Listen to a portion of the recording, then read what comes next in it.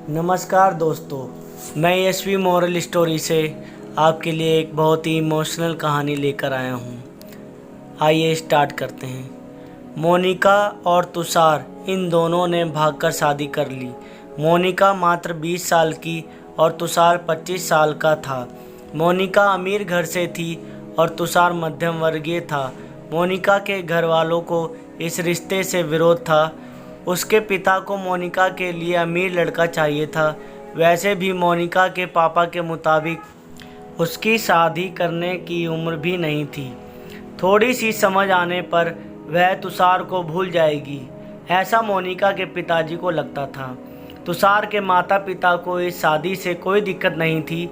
मोनिका की पढ़ाई पूरी हो और तुषार को भी अपने करियर पर अच्छे से ध्यान देना चाहिए, ऐसी उनकी इच्छा थी। बाद में वक्त आने पर वह मोनिका के माँ पापा से बात करेंगे, ऐसा उन्होंने तुषार को बोला था। एक बार मोनिका और तुषार को बाहर घूमते हुए मोनिका के भाई ने उन्हें देख लिया। मोनिका को ज़बरदस्ती से घर लेकर गए। उसके घर एक ही तमाशा होने लगा। उन्होंने मोनिका का घर के बाहर जाना बंद करवा दिया। लास्ट में उन दोनों ने भागकर शादी कर ली। मोनिका के घर वालों ने उससे सारे रिश्ते तोड़ दिए। तुम कभी भी खुश नहीं रहोगी, ऐसी उसे बद्दुआ दी। तुषार के घर वालों को उनका विरोध नहीं था, पर उन दोनों ने लिया हुआ निर्णय उसके माँ पापा को पसंद नहीं आया। हमें एक बार बताया तो होता, हम कोई ना कोई मदद कर सकते थे। हम मोनिका के घर वालों से इस बारे में बात करते, ऐसे तुषार को उन्होंने कहा। पर अब जो हुआ सो हुआ। उन्होंने मोनिका को बहू के रूप में स्वीकार किया। मोनिका और तुषार को लेकर वह मोनिका के मायके में भी गए, पर मोनिका के पापा अड़े हुए थे। उनको मोनिका का चेहरा देखना भी पसंद नहीं था। पापा के खिलाफ जाने में माँ की हिम्मत नहीं हो रही थी। मोनिका के लिए अब मायका पूरी तरह से छूट गया था। धीरे धीरे मोनिका का तुषार के घर में मन लगने लगा। अब अपना जो कुछ भी है वह यहाँ पर ही है, यह उसे समझ आ गया। मोनिका बड़े लाड़ प्यार से बड़ी हुई है। उसे कोई भी काम की आदत नहीं थी। हमें ही उसे सब कुछ सिखाना पड़ेगा।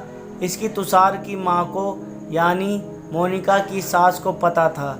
सब कुछ अच्छा चल रहा था, पर नियति के मन में कुछ अलग ही चल रहा था। उनकी शादी को जैसे तैसे 1 साल हुआ था और एक एक्सीडेंट में तुषार दुनिया छोड़कर चला गया। सभी पर दुख का पहाड़ टूट पड़ा। ऐसी जवानी में अपने बेटे की मृत्यु होने के कारण तुषार के पापा को ज़बरदस्त मानसिक धक्का लगा। मोनिका भी पूरी तरह से टूट गई थी। अभी तो उनकी गृहस्थी शुरू ही हुई थी। मोनिका के मायके वालों को भी यह बात मालूम पड़ी, तब भी मोनिका के मायके वाले कोई भी नहीं आए। तुषार की मां इन सब में धैर्य से बर्ताव कर रही थी। तुषार के अंतिम संस्कार का कार्य निपटाकर उन्होंने मोनिका को उसके मायके छोड़ आने का निर्णय पक्का किया।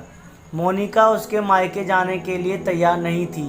उन्होंने मोनिका को बहुत समझाने की कोशिश की। बेटी, तुम्हारे सामने पूरी ज़िंदगी पड़ी है, इसे बर्बाद मत करो। मैं बात करूंगी तुम्हारे माँ पापा से। ज़रूरत पड़ी तो मैं उनके पैर तक पकड़ लूँगी। उसे समझाकर वह उसे उसके मायके लेकर गए, पर वहाँ भी उन्हें निराशा ही मिली। उसके मायके वालों का गुस्सा मोनिका पर से कम नहीं हुआ था। तुषार की मां ने बहुत मनाने के बाद भी उन्होंने मोनिका को माफ़ नहीं किया। उसके पापा ने कहा, आपको वह बोझ लग रही होगी तो उसे कुएं में ढकेल दो। तुषार के माँ पापा मोनिका को वापस घर ले आए। मोनिका के वापस घर आने से घर के बाकी लोग थोड़े नाराज़ थे। अब मोनिका को कोई भी खुले मन से स्वीकारने को तैयार नहीं था। कुलक्षणी, अपशकुनी, पोते को निगल गई मेरे, अब बेटे को भी निगल जाएगी यह, ऐसा बोलकर तुषार की दादी मतलब मोनिका की दादी सास उसे ताने दे रही थी। उस वक्त तुषार के पापा की तबीयत बहुत ख़राब हो रही थी।